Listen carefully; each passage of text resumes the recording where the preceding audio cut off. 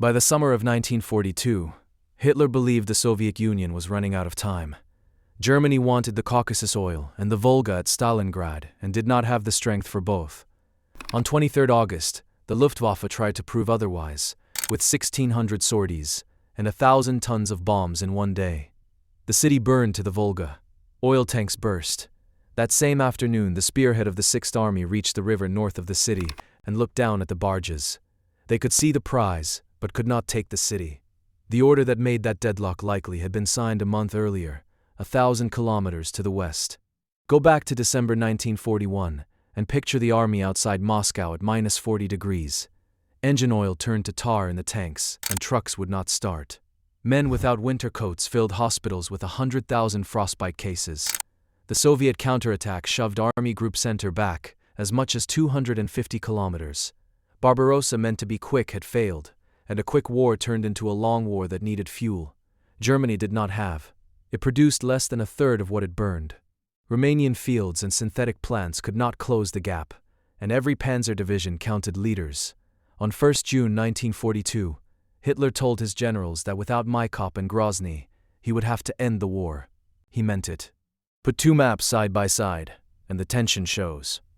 In April 1942, Hitler signed Directive 41, which said the year would focus in the south. Army Group Center and Army Group North would hold their lines, while Army Group South attacked. First, it would smash Soviet forces before the dawn, and then drive for the Caucasus.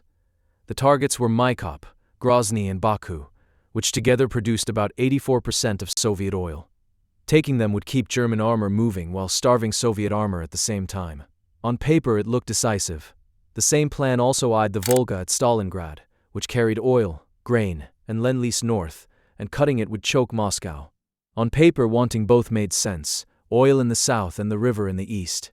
But Army Group South was one hammer asked to hit two nails at once. Trucks were short, rails were shattered, and Baku lay roughly 800 kilometers beyond Stalingrad. You could not march to both. On 23 July 1942, Hitler signed Directive 45 at his Werwolf headquarters, and Army Group South ceased to exist.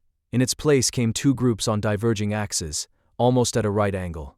Army Group A would drive south into the Caucasus for the oil. Army Group B would drive east to Stalingrad to cut the Volga, both at the same time with equal priority. Officers in the room heard flew in Hitler's voice. His temperature was close to 40 degrees, and he pushed the order through anyway. And this is where things began to fall apart. At first glance, the explanation is simple. He divided a stretched force, sent panzers south, and left a city to be taken without them. Remove that one decision, and Stalingrad might never have happened. That story is neat.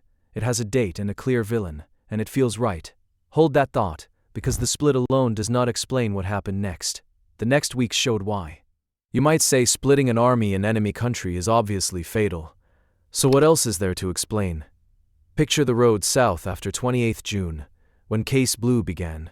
For 3 weeks, armor rolled 50 kilometers a day, taking Voronezh and then Rostov on 23 July. Then the advance choked, not on Soviet walls but on fuel, rails and distance. A truck burned a liter to deliver a liter after 400 kilometers, while Don bridges jammed trains for days. Luftwaffe units burned fuel that could not be replaced. Even if Hitler had kept his fists together, it was already tired. Germany had lost roughly 760,000 men since June 1941. Divisions were at half strength, and Allies held the flanks because no Germans were left. Franz Halder, the general who warned that Stalingrad was a cul-de-sac, was sacked in late September. Kurt Zeitzler, who replaced him, privately kept warning that the city was hypnotizing the leadership. Splitting the armies snapped a stretched supply line. It did not lay it. Take the fight after the river was reached.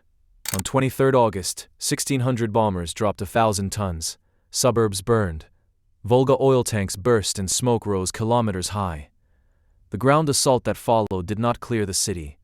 It shrank the war to rooms. Vasily Chuikov took the 62nd Army on 12 September and placed his headquarters about 300 meters from the German line. That was close enough that German artillery could not fire without risking its own men. The 62nd lived on the west bank with its back to the water.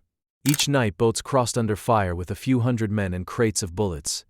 Each day Germans took another factory, street or house, while the Stalingrad tractor factory kept building tanks until battles moved inside its halls. By mid-November, they held about 90% of the ruins. They had pushed Chuikov into a strip roughly 8 kilometers long, and sometimes only 300 meters deep. It cost dearly, but it was not enough. The real danger was not in that strip. It was on the long flanks beyond it. North of Stalingrad, the Romanian Third Army held about 60 kilometers, with older guns and very few anti-tank rounds. Further north, the Italian Eighth Army stretched roughly 250 kilometers along the Don, and the Hungarian Second Army held about 200 kilometers between them. In places, one platoon of 20 to 50 men covered 1 to 2 kilometers. Georgy Zhukov and Alexander Vasilevsky had watched this since September and built a plan called Uranus that aimed not straight at the Sixth Army, but at the Allies holding its shoulders. At dawn on 19th November, artillery opened on the Romanian Third Army in blizzard and tanks broke through by afternoon. On 20th November, the southern pincer hit the Romanian Fourth Army south of the city. In 3 days the front split, and on 23rd November, the two pincers met at Kalach on the Don, closing the ring.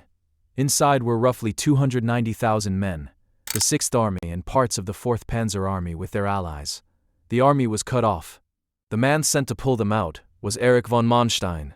He took command of Army Group Don on 22nd November and saw that a breakout was the only chance while fuel remained. Hitler said no and told Kurt Zeitzler that Germany would not give up what it had taken. Zeitzler kept urging a move west, but Hitler refused and trusted Hermann Göring's promise that the Luftwaffe could keep the pocket alive from the air. The Sixth Army needed about 300 tons each day of bread, fuel, and shells. Zeitzler said it was impossible, and his transport officers agreed, but Göring answered that he could manage it. On 12 December, Manstein tried anyway with Operation Winterstorm. 3 panzer divisions drove to the Maishkova River, and by 20th December, stood about 48 kilometers from the pocket.